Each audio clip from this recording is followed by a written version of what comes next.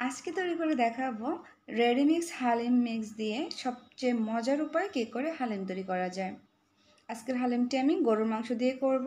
আপনারা চাইলে খাসি কিংবা মুরগি দিয়েও এই হালিমটি করতে পারেন। এখানে আমি রেডিমিক্স হালিমের 2টা প্যাকেট নিয়ে নিয়েছি, যে কোনো ব্র্যান্ডের আপনারা নিতে পারেন। তো তার ভিতরে 2টা প্যাকেট ছিল, একটার ভিতরে হচ্ছে চাল ডালের মিশ্রণ আর একটার ভিতরে মশলা।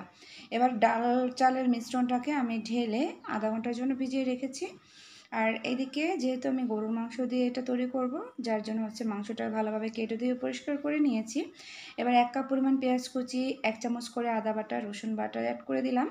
অ্যাড করে দিচ্ছি 1 টেবিল চামচ পরিমাণ জিরার গুঁড়া, স্বাদ মতো লবণ, 1 টেবিল চামচ পরিমাণ হচ্ছে লাল মরিচের গুঁড়া, হাফ টেবিল চামচ পরিমাণ হলুদের গুঁড়া। এবার দিয়ে দিচ্ছি 1/3 কাপ পরিমাণ সয়াবিন তেল। এখানে অ্যাড করে দিলাম গরম মশলা, এখানে তেজপাতা, দারচিনি, এলাচ এগুলো দিয়েছি।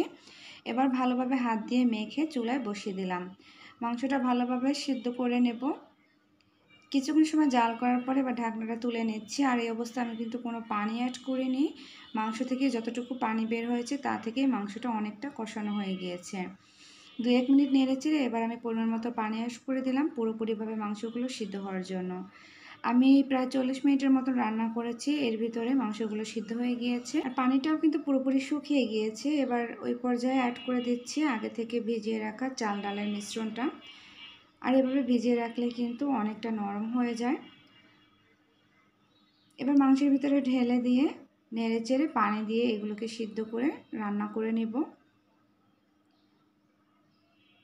এবার অ্যাড করে দিচ্ছি আগে থেকে ঢেলে রাখা সেই মশলাটা।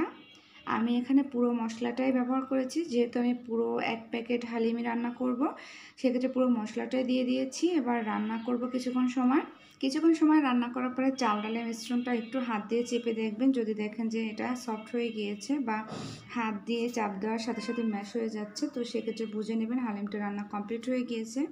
আর এদিকে হালকা কিছু পেঁয়াজ কুচি তেলে দিয়ে আমি ব্রেস্তা করে নিয়েছি, ব্রেস্তাগুলো তুলে নিয়েছি। ওটা হচ্ছে আমি সার্ভ করার ক্ষেত্রে ব্যবহার করব।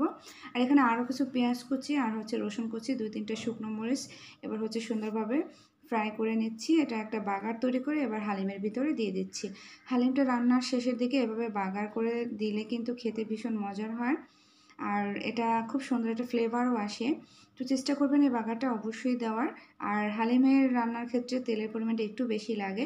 যখন আপনারা বাগার তৈরি করবেন তখন তেলের পরিমাণটা একটু বাড়িয়ে দেবেন, সেক্ষেত্রে খেতে ভীষণ মজার হয়। তো যাই হোক, আমার হালিম রান্নাটা কিন্তু কমপ্লিট হয়ে গিয়েছে। আর হালিমগুলো সার্ভ করার জন্য আমার এখানে শসা কুচি, ধনিয়া পাতা, পেঁয়াজ কুচি, লেবু যা যা দরকার সেগুলো কেটে নিয়েছি।